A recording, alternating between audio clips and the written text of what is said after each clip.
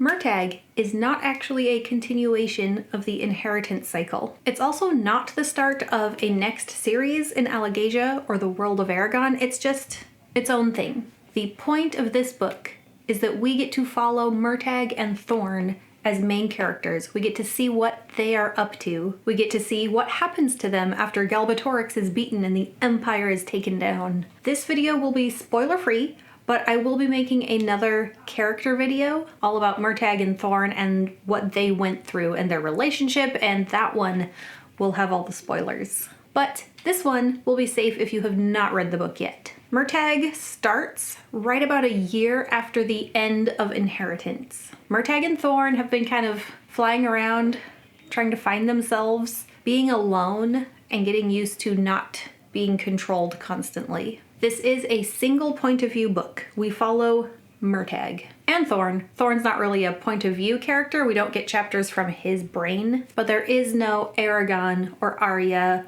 or Angela or Roran. And after the previous events, everything that happened in Inheritance, Murtagh and Thorn don't have a place. They don't belong anywhere. There's no one who's accepting them. There's not really a safe place for them. They could probably have gone to join Eragon and Saphira, and Thorn might have been willing to do that. He might have been ready to go be around other dragons that aren't his enemies, but Murtagh wasn't really ready yet, and Thorn follows Murtagh. Wherever Murtagh wants to go, that's where Thorn wants to go. He's just happy to have Murtagh to himself, finally. But Murtagh does want to honor his responsibilities as a writer, and he wants to help Naswada. Even if it's just from the background, even if he's still kind of on the run, kind of an outlaw, an outcast. The back says traitor, outcast, hunter, hero.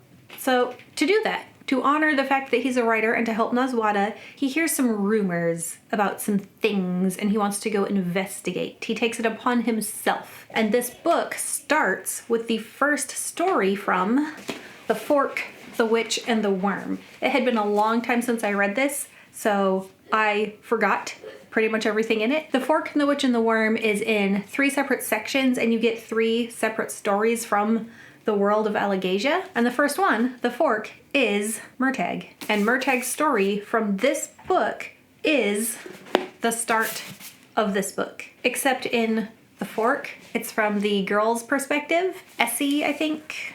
Yeah, it's from Essie's perspective, the girl who meets Murtagh but doesn't know who he is. And then in this one, we get Murtagh's point of view. And then where The Fork ends, this one continues. We see where Murtagh goes after that and what he does afterwards. And in that beginning section, that's also in The Fork, the Witch, and the Worm, there is a threat to Alagasia. There's possibly a new big bad guy, there's some evil stuff going on, and Thorn and Murtagh are on the case. They take it upon themselves. They decide they are going to try to at least investigate. Except they're doing it alone, with no backup, which becomes an issue.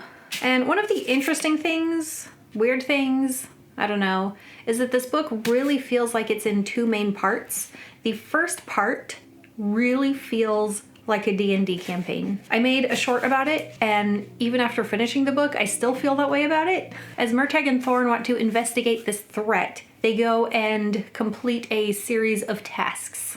Very quest-like. It doesn't feel like it has much to do with the main plot of the book. And I thought it was really weird, and I wondered why it was being written this way. I think the point was that we as the readers just get time to get to know Murtagh and Thorn as main characters. Up to now, they have been background characters. We see them from Eragon's point of view, maybe from Naswada's point of view, but now the story is about them. And so through this first part that's more of just kind of an adventure sequence, we're getting to know them better, but we're also getting to know some of their backstory, some of what they went through, and it delves a lot into Murtagh and Thorn's trauma, which there is a lot of. Their trauma runs very deep. And I'm gonna tell you that I hate Galbatorix way more now. So we kind of get to know what's going on in their minds, why they're deciding to hold themselves back from taking part in the main events in Alagasia. We get to know what they're trying to heal from and grow from. And then we enter the second part of the book. The second part where it feels like more of the main plot is actually happening. And there is a huge tone shift. Up until that point, I would have said that this is still very young adult and appropriate for the younger audiences that were a fan of the first 4. But in the second half, it gets a lot more painful and depressing. And I probably would have liked to know that before going into it myself, how much of a tonal shift there was going to be toward that depressing side. Murtagh and Thorn get tested, and it's really hard. And I don't want to say too much more about it in this video because this one is supposed to be spoiler free. But in the character video I make about them, I'll go more into what happened to them and how I really feel about it. It does get a little more mature in content. I won't say it gets overly mature for the audiences that like the first 4, but if you think back to the beginning of Brizinger, the scenes in Helgrind, and then Nazwada's point of view chapters from her time in Urubane at the end of Inheritance, you're going to encounter more of that kind of heavy stuff. There are new characters introduced, a couple of them that I hate. It's always nice to have characters that you can just fully hate. No need to have compassion on them. But there are also a couple of new characters that I really love. I will say that I'm not sure that this is the book that I wanted, the one that I was hoping to get. I think probably that the one I really want is whatever comes after this. And I think probably it's because this was like an intermediary book, like an in-between book. The inheritance cycle is done. Galbatorix is defeated. That story is over. There is a new threat. There is something that the characters are going to have to deal with and fight against. And I think that will probably be the next story in Alagasia.